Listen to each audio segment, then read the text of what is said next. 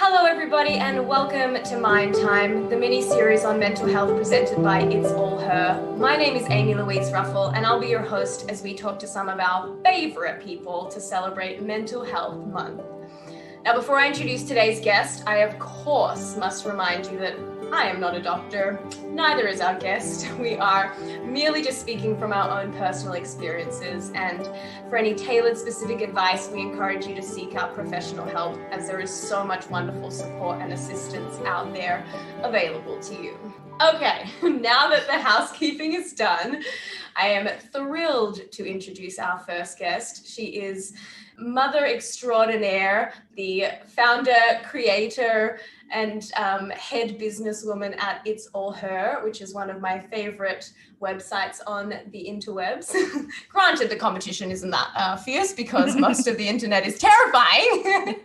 But please welcome to the podcast, Jordy Lucas. Thank you for having me. I'm so excited to be here and to have you hosting this series for us. I'm really excited too, and I'm so privileged to get to have or to share your space to talk about something like this. You've always been very welcoming and encouraging of especially women using their voice on topics that are important. So it's an incredible resource for people. Oh, thank you very much. No, this is going to be a really amazing series. So I'm very excited to be a part of it. Well, my first question for you is how are you? But not the way that, you know, you're at the grocery store and it's like, good, thanks, how are you, blah, blah, blah. Like for reals, how are you, Jordy? Yeah, I'm okay. I obviously through the last almost 2 years of lockdown have gone in and out of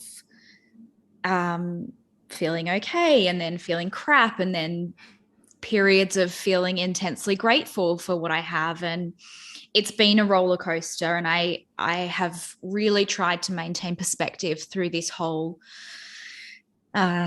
experience. But you know, no one is going to come out of this unscathed. Everyone has been affected by COVID, and it's just one of those things, I guess, that everyone's experience is valid, and yeah, it's been interesting.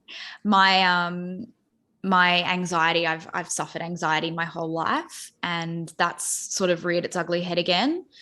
I've been trying to work out whether that's still sort of postpartum anxiety because I have a 2-year-old, or whether it's been exacerbated by what's going on, and I think it's probably a mix of both. But yeah, I mean, in summary of that, I am okay. It's just, yeah, riding the waves of all the different feelings that come up when you're stuck inside 4 walls. Yeah, and you're right. And like, it's such a fluctuating state, and you almost sort of don't really know what you're necessarily going to get out of a day or when something will hit you. And so it is sort of being prepared for different ranges of emotions. And I really like what you said about like your experience is valid, because I think another thing too is, well, someone has it worse or someone has it better, and how you feel and your pain is your pain. Yeah. And so there's no point adding on a layer of like guilt or something on top of it. As much as it is great to have perspective of where you are fortunate in situations, it's also like so important to acknowledge that, yeah, if I'm feeling down, just because someone should be feeling more down doesn't make me feel less down. Definitely. And I think that's where I've tried to just replace that feeling just with gratitude that, you know, I am so lucky to have what I have, to be stuck in a home with a happy family, in a safe home. Yeah, but there is, you know, we do have to remove that guilt, because it's not constructive and it's not going to make you feel any better in that moment. Yeah. No. Just makes you feel worse, and then you're actually like worse at showing up for other people and being able to be like a helpful member of the community and all of those things. So guilt-free zone, please. Definitely. So let's like go back a little second, because you did touch on that you have a 2-year-old daughter and that you have had anxiety in your life. So I guess, yeah, what has been your relationship to mental health prior to the 18 months COVID?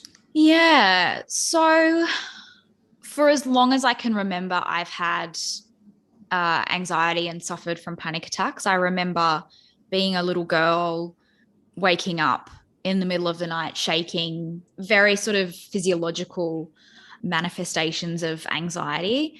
It's very prevalent and very strong history in my mum's side of the family. So we all of the women on my mum's side of the family suffer from this anxiety. So it's, yeah, very biological. Yeah, what a lovely shared trait. Yeah, I know. The family curse. But it's nice that we are all sort of going through it together, and when there's an understanding between all of us. Yeah. So yeah, I was a very anxious child. I had intense separation anxiety from my parents, and school camps were like, I would dread because I would have to go away.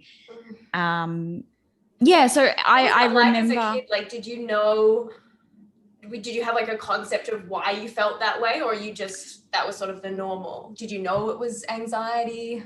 I did. I think because my mum could see a lot of herself in me, and she was already aware of what anxiety looks like. So I think we would have really open discussions about what I was feeling. And I did see psychologists as a child to try and sort of get on top of the panic attacks and things like that, and try and make life a bit easier. Mm-hmm. Do you mind if I ask what a panic attack looks like for you? Yeah. Back then or more recently? Yeah. I think people have this idea when they think of a panic attack, they think of someone hyperventilating into a brown paper bag. Like that's what cinema tells us. Yeah, I know. That's what Hollywood tells us it is. But for me, it's more like I'll be silent.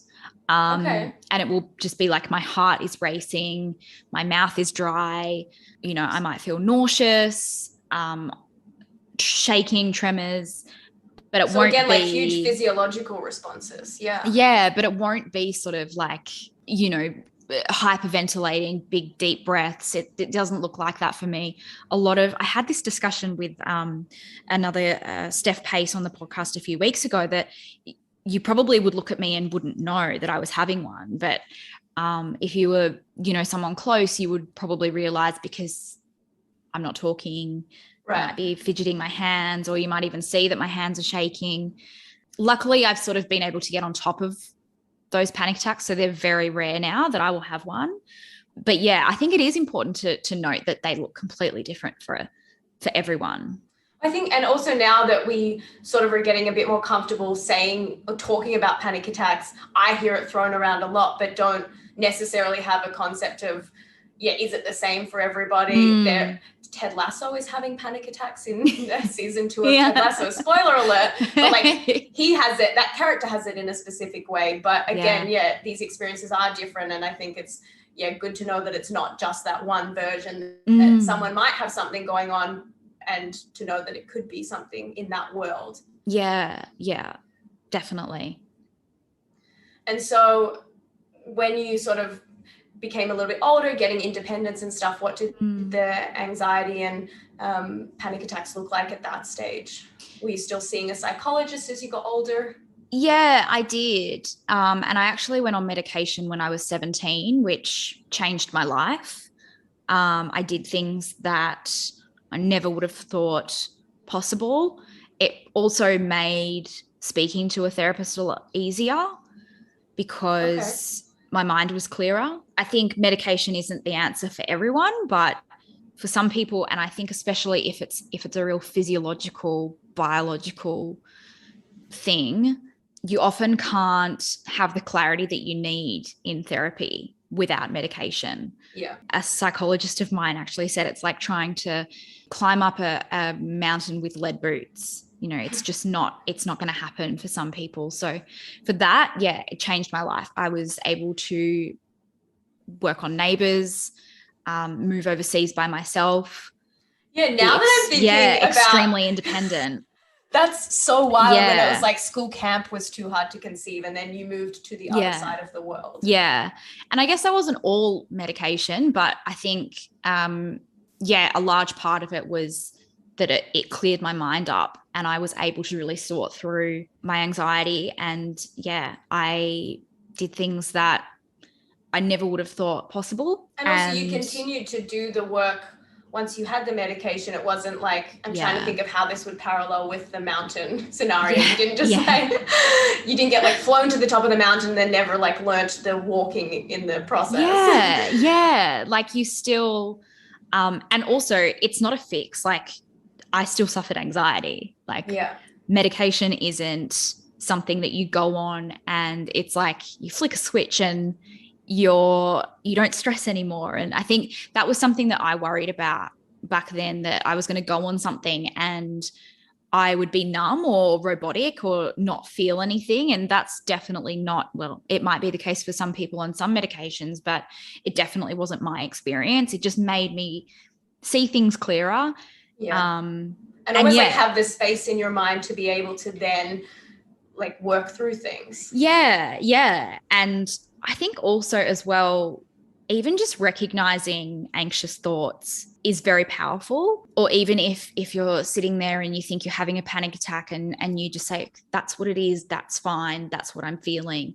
And just almost letting it wash over you. You know, once you can do that, they actually aren't as intense as what they are when you're fighting them, if that makes sense. Yeah, it does. I think like a lot of it comes from, like, I always think when I was a child, if you were upset or something, it'd be like, well, what can I do to make you happy? And there was never an allowance of like, it's okay to be sad and just let that feeling come and go, because they do pass. They can feel intolerable in the moment, but it's like you learn that it will eventually like move on and you will be happy again. But there's all this energy spent of like, don't let anyone be sad, don't let them feel anything other than this like elation.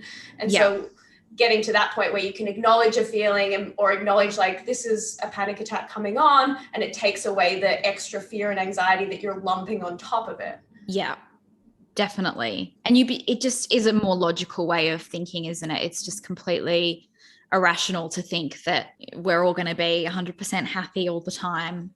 Yeah. And letting yourself feel things, whether that is panic or sadness or, you know, whatever, just allowing yourself to feel that is so important. Is so important. And I think it actually makes the happiness feel even more rewarding and rich, because like joy, you only kind of know when you have the absence of joy to then come back to it. So it is important to be able to recognize that whole spectrum, but it doesn't mean that it's pretty hideous in some of those times. And like, God, I'd rather be happy all the time. I know. It's learning like, okay, what do I do? How do I manage these times while I'm waiting to get back to feeling at least at peace? Yeah, definitely. And so the last 18 months, obviously, you know, a few things have been going on. So you felt like that has sort of had a little bit of an impact on where you were at in your head? Yeah. And then after I had Evie, I think my body just went into a complete state of shock, which I think is pretty normal. Yeah. A little bit's changed. Yeah. But I think, and this is something that I've since spoken to again with a psychologist, is the biological change that happens for a woman when she has a child is something that's not spoken about enough. Like the drop of, I think it's estrogen that drops when the placenta's delivered, and that can be what causes postpartum depression and anxiety. Don't quote me on it. The estrogen dropping, something drops when the placenta's there's like a hormonal and chemical change in the body, which is what can cause baby blues and things like that. And I think if we had more open conversations about that, then maybe more women would be diagnosed quicker with postnatal depression and anxiety, and a quicker diagnosis means quicker treatment and a better outlook. So I was really shocked at the profound impact that birth had on me. I had a cesarean, so it wasn't even a traumatic birth. It was just the huge change. Which, if you're unaware that is a reality of it, number one, you can't prepare for it, but number two, you might be like, what's going on? What's wrong with me? Rather than like, oh, this is a very understandable and natural part of this process because my body's gone through this huge transition. Yeah. And I think for the first sort of 3 or 4 weeks, I was in such a zone of just, just getting through it. I didn't realize till I was out of it how bad I probably was. Right. But my sort of anxiety, it wasn't depression. It was more of an anxious state I think I was in. It was like I was just this fiercely protective mother of this baby, and I struggled to let anyone else care for her. I was so concerned that something was going to happen to her, to the point where I became irrational. I made Henry, my partner, probably feel like I didn't trust him. You're like, Henry, it's actually not even about you. Yeah, I know. Yeah, so I guess I was kind of getting a lot better with that. And, we went over to the UK and I was able to do that. And she was 4 months when we took her over to the UK. And we were coming back as COVID was sort of starting. Right. I remember we came back in January 2020 and people were just starting to wear masks in the airport. And we were like, oh my God, what? Like, people are so stupid, so paranoid. This is never going to come to Australia. Honestly, like laughing at people using hand sanitizer. Like, we were monsters. I know. And yeah, I feel like I was probably in a really good place. And then, lockdown, I think, has just probably exacerbated a lot of that anxiety. For a lot of lockdown, it's just been Evie and I. So right. Wow. Then all of a sudden, as we do open up and the prospect of her, staying over at my mum and dad's house and going to potentially daycare, those things trigger a lot of anxiety in me. So that's something that I need to work on now. Like, you guys have had almost a more intense bonding period, which isn't like mother and child is always very intense, but it's just been the two of you. So to now be letting other people into that space, and even just with everything opening up again, that brings its own anxiety. Like, being locked down is a challenge, but then getting out of that, because we form sort of habits and rituals to survive what is a change to our lifestyle, and then we have to change them again to sort of re-emerge into the world. Yeah. And so it's like, it's constantly just adjusting to new stresses and situations, and I guess hoping that you have some coping mechanisms and tools from therapy and things like that to lean on in those times. Yeah, definitely. I had to have a scan on my thyroid, which in all of this lockdown, I've actually been diagnosed with hyperthyroidism, which causes anxiety. Yeah. So now it's kind of like, okay, so maybe that's why I've been feeling worse. So there's that as well. But I had to have this scan on my thyroid where they inject you with some sort of dye, and they scan your thyroid, and you're not meant to be around children after you've had it. Okay. So that was like, she had to stay at mum and dad's for the first time. And my reaction to her not being here was completely ridiculous. Like, I was crying. It was like something awful had happened.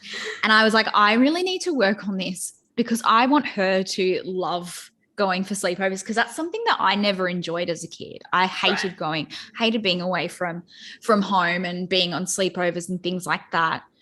And I really want her to love that and enjoy that. So it gave me more motivation to sort my shit out, because I really want her to enjoy it.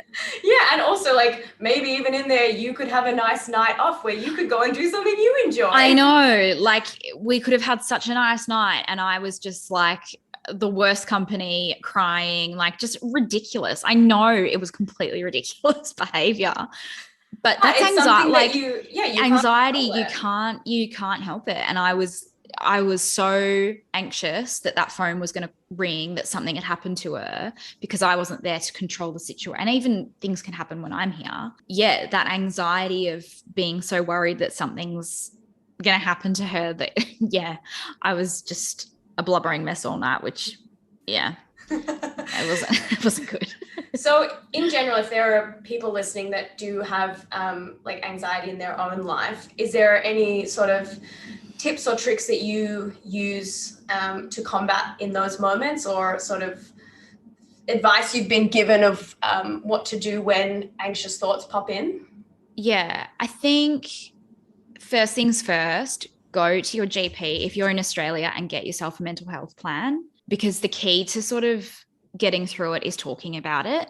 Yeah. And hopefully you're surrounded by lots of loving, understanding people who you can lean on. But I think it's also really great to talk to someone who's removed from your life, who's an external factor, and can also, you know, is a professional and can tell you perhaps why you might be reacting in certain ways and make you think about things differently.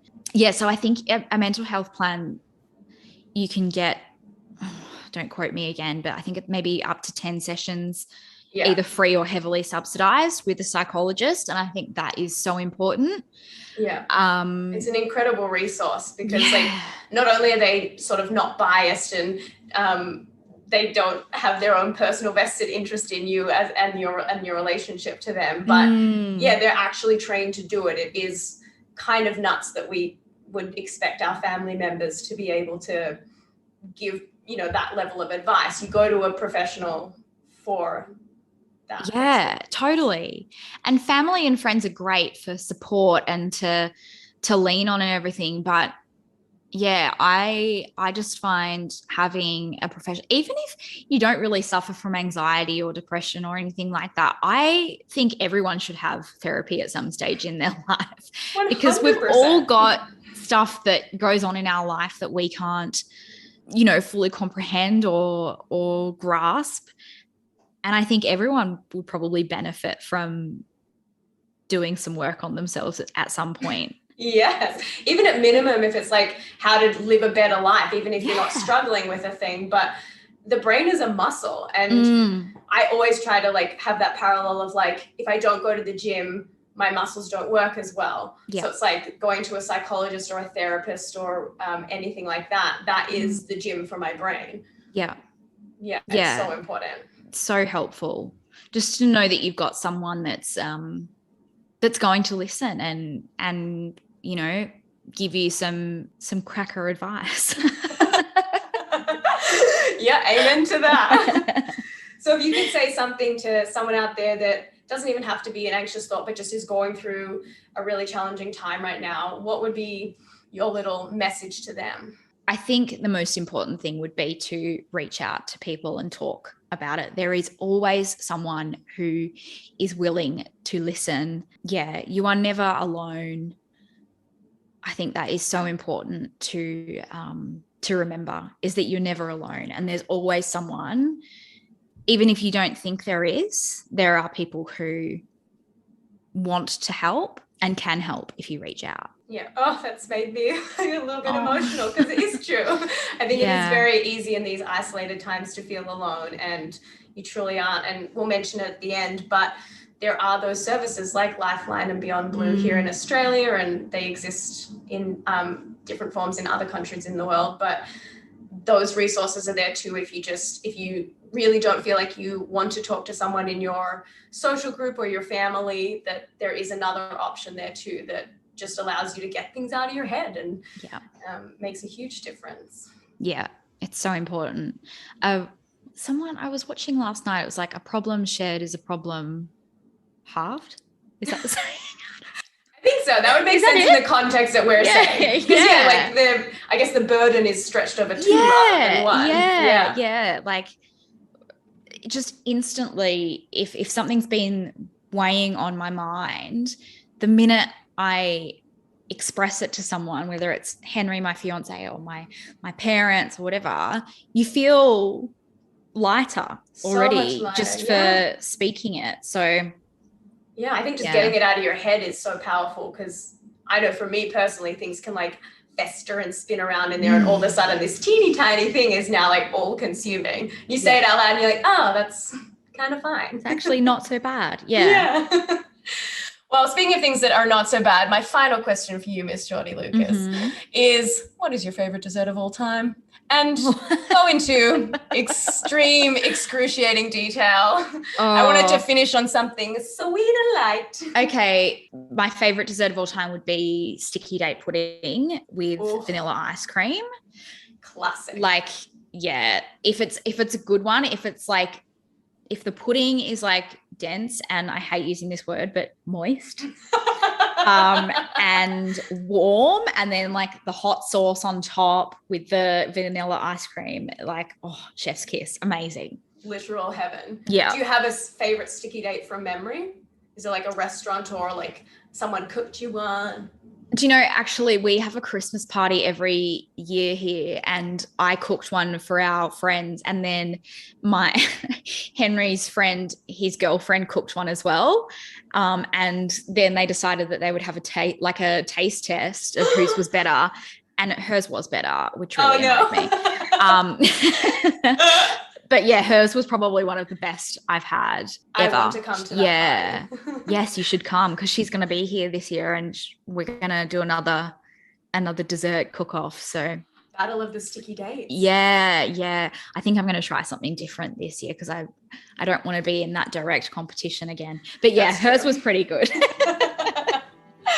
Well, there you have it, ladies and gentlemen. That sounds like a delightful place to end this episode. Thank you, Jordy, so much for giving us your time today. Thank you for having me. And we'll be dropping more Mind Time episodes across Mental Health Month, so watch out for those new episodes. But in the meantime, be sure to go and check out all of the wonderful conversations already available for your listening on the It's All Her podcast channel. There are some really great chats there. I mean, I've done an episode, so at worst you can go and listen to mine. Some other ones that are great too. And also go check out itsallher.com for lots of great content on there. And like we mentioned during the podcast, if you are having a bit of a tough time and want someone to talk to, Lifeline and Beyond Blue are two wonderful resources here in Australia. Lifeline is 13 11 14 and Beyond Blue is 1300 224 636. All right, we love you. Thank you so much.